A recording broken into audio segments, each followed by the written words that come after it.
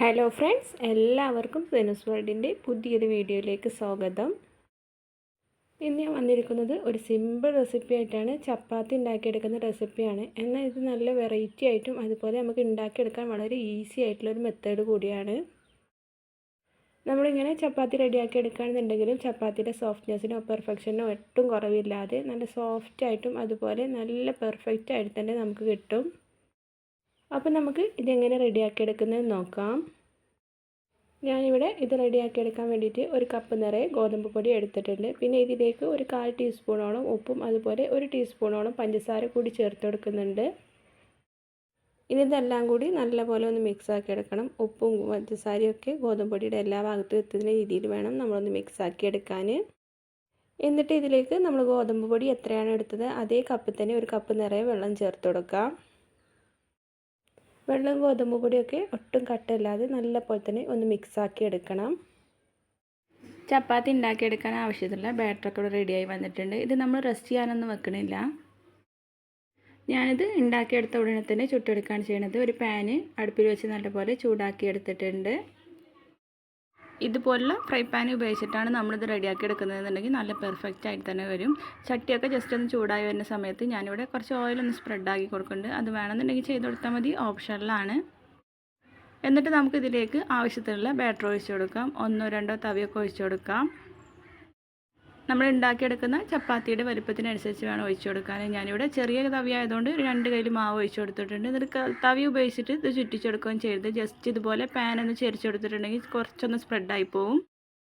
അത്രയും മതി. നമ്മൾ നല്ലപോലെ പരത്തിയെടുക്കാൻ വേണ്ടിയിട്ട് തവി ഉപയോഗിച്ചിട്ട് പരത്തിയെടുക്കുകയൊന്നും ചെയ്യരുത്. ഇനി ജസ്റ്റ് ഒന്ന് ചൂടായി വരുന്ന സമയത്ത് നമുക്കൊന്ന് തിരിച്ചിട്ട് കൊടുക്കാം.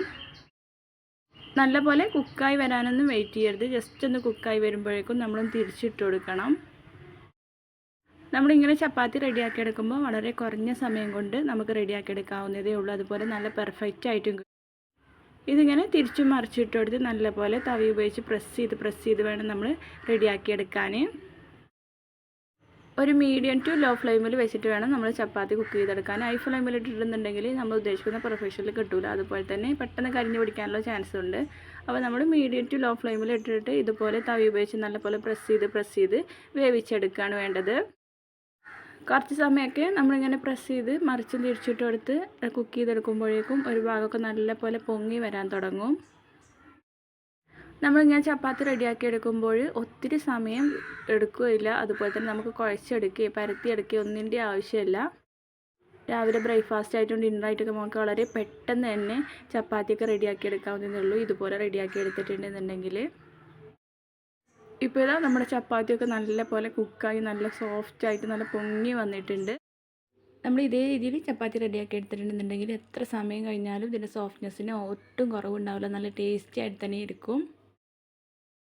ഇപ്പോൾ ഇതാ ചപ്പാത്തിയൊക്കെ നല്ലപോലെ പൊങ്ങി വന്നിട്ടുണ്ട്. ഈ സമയത്ത് നമുക്ക് ചട്ടിയിൽ നിന്ന് എടുത്ത് മാറ്റാവുന്നതാണ്.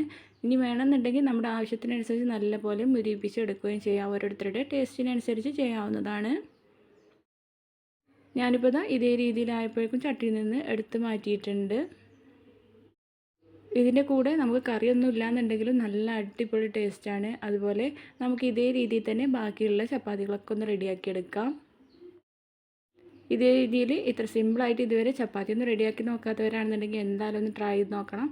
നല്ല ടേസ്റ്റുമാണ്, നല്ല പെർഫെക്റ്റായിട്ട് തന്നെ കിട്ടുകയും ചെയ്യും. അതുപോലെ നമുക്ക് ഉണ്ടാക്കിയെടുക്കാനും വളരെ ഈസിയാണ്.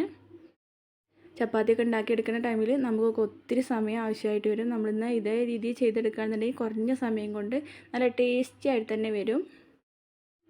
ഇതുപോലെ ട്രൈ ചെയ്ത് നോക്കാത്തവരുണ്ടെന്നുണ്ടെങ്കിൽ എന്തായാലും ട്രൈ ചെയ്ത് നോക്കുക. എന്നിട്ട് നിങ്ങളുടെ ഫീഡ്ബാക്ക് കമൻറ്റ് ബോക്സിൽ അറിയിക്കണേ. വീണ്ടും നല്ല റെസിപ്പി ആയിട്ട് വരുന്നതാണ്. Thanks for watching.